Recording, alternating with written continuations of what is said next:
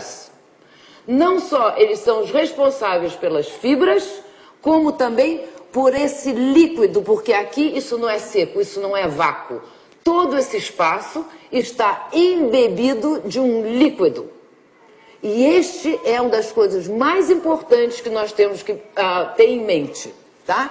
E para vocês verem como o meio ambiente, então, essas fibras e esse líquido fazem parte do meio ambiente celular.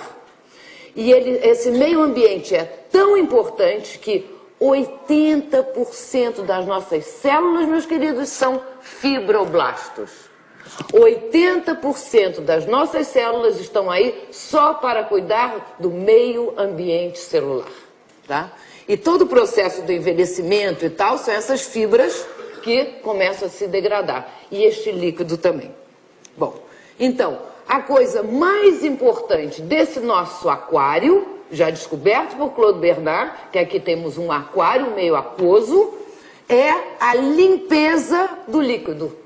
Quem tem um aquário sabe qual é a única preocupação que tem que ter com esse aquário? Limpar a água e limpar o vidro. Quer dizer, então, o vidro sendo a estrutura, que seriam as nossas fibras, e limpar essa água. Por quê? Senão o animal que está lá dentro não pode sobreviver. Então, a mesma preocupação nós temos que ter em limpar este líquido. E por que isso acontece? Como isso acontece? Pelo sangue, o sangue vai nos trazer aqui nutriente e oxigênio. É pelo sangue que o nutriente e oxigênio entra no nosso organismo e vai desaguar neste líquido extracelular. Igual a gente dá água, a comida para peixinho. E é nesse meio ambiente, nesse líquido extracelular, da onde as células vão tirar o nutriente e tirar o oxigênio. Depois disso, a célula usa esse nutriente e oxigênio e tem os resíduos metabólicos que ela vai expelir. Igual o carro usou a gasolina e vai sair na descarga do carro. E aí, então, as células vão soltar um lixo ácido para este líquido extracelular. E quem tem que limpar esse nosso líquido extracelular é a linfa, que infelizmente não está se dando a devida atenção. A atenção que ela merecia, porque é ela que está desintoxicando o nosso organismo. Acontece que o sangue tem um coração para bombear a corrente sanguínea, mas a linfa não tem um coração que bombeia. A linfa depende do nosso exercícios, nossos movimentos mecânicos para bombear. E a linfa também, ela é mais grossa do que o sangue. Ela é tão grossa e quando ela vai ficando tão espessa e tão poluída, o que acontece? Nosso catarro. Quando a gente solta um catarro da tosse, isso é a linfa que já está ali e como o duto linfático aqui, a gente vai para o pulmão e solta para fora. Então, a linfa, ela é já grossinha, ela é oleosa. Tanto é também que as vitaminas lipossolúveis, as que são diluídas em gorduras, que são a vitamina A, a vitamina E, a vitamina D, todas elas flutuam pela linfa, tá? Então, essa linfa, coitada, é que tem que chupar esse lixo ácido que está aqui fora. E a linfa já é grossa. Imagine se esse líquido começa a ficar desidratado. O que acontece? A linfa não consegue chupar. E aí todo esse lixo ácido, sabe o que vai acontecer? Vai ter que se botar num depósito de lixo. Sabe qual é o depósito de lixo no nosso organismo? São as cartilagens. Por quê? Porque não tem vaso sanguíneo nas cartilagens. E ela vai para lá ficar com um depósito de lixo esperando que à noite a gente alcalinize, a gente fique relaxado e esse lixo ácido possa sair. Só que a gente fica cada vez mais ácido, está cada vez mais hidratado, então esse lixo ácido obviamente vai começar a comer as cartilagens, que é a causa né, das artrites, das artroses, do desaparecimento da nossa cartilagem. E se esse lixo ácido ficar nos nossos músculos, vai dar a tal da fibromialgia, que é a dor que anda. Pode parar aqui, dar dor aqui, bom, enfim. Mas o mais importante hoje para a gente ver é que esse líquido daqui tem que estar perfeito. Bom, então os líquidos extracelulares, as características específicas são 3. Ele tem que ser aquoso, só que ele tem que ser também gelatinoso e ele tem que ser mineralizado.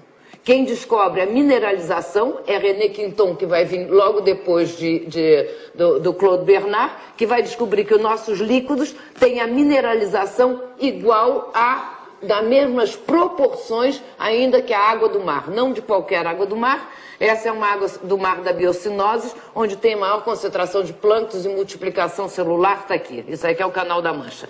E Pischinger, o austríaco, vai descobrir, é ele que descobre que essa líquido extracelular é gelatinoso. Então, essas são as 3 características dos nossos líquidos extracelulares.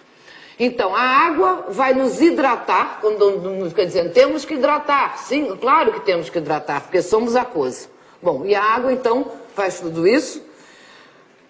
Temos que mineralizar. Os minerais é que vão dar a carga elétrica.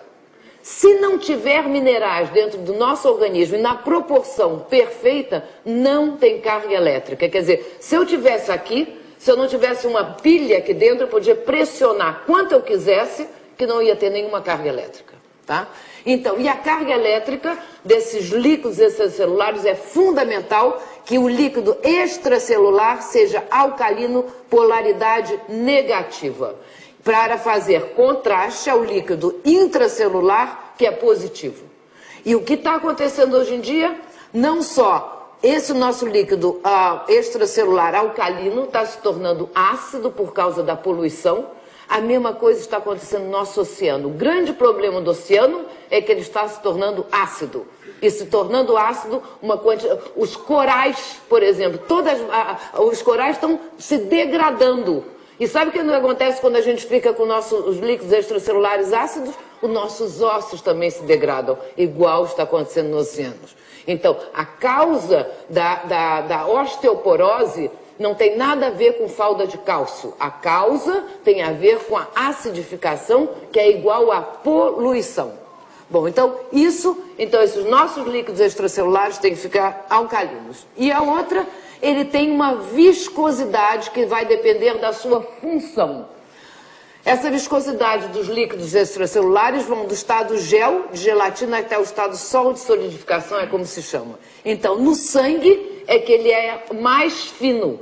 Mas mesmo assim o sangue não é que nem água, o sangue tem uma certa consistência, uma certa viscosidade. A cartilagem já vai ter uma viscosidade ainda maior.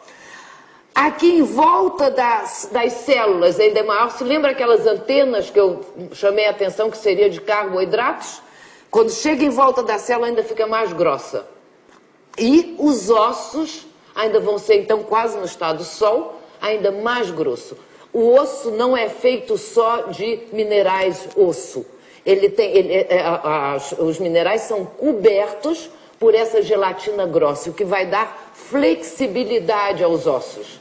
Daí que quando nós perdemos, pensa que é só dar mineral para o osso, então chega uma hora, uma certa idade, que é tal dos ossos de vidro. Os ossos de vidro estão hipermineralizados, só que ele encosta e quebra. Né? É o problema Por quê? Porque está faltando essa camada em volta protetora, que são os líquidos extracelulares, só que mais grossos e mais viscosos. Então, o excesso ou falta de água, minerais ou viscosidade vai dar todos os problemas de degradação do corpo humano.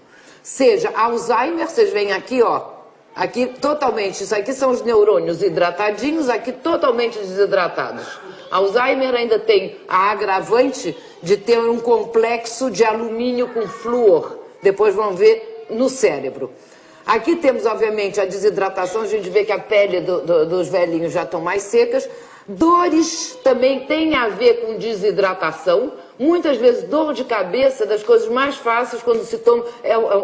enfim, um dos processos de acabar uma dor de cabeça é hidratando, tomando água. Algum dia alguém que tenha dor de cabeça, experimenta dar um bom gole d'água e ficar com a água na boca. Vocês vão ver que vai diminuindo, depois obviamente que vai embora. Mas para você ver a relação que tem com a desidratação, com a dor de cabeça.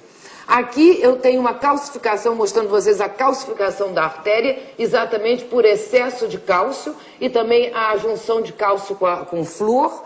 Enfim, a calcificação da artéria está sendo um dos problemas, porque entrou essa moda, tem que tomar cálcio, e o excesso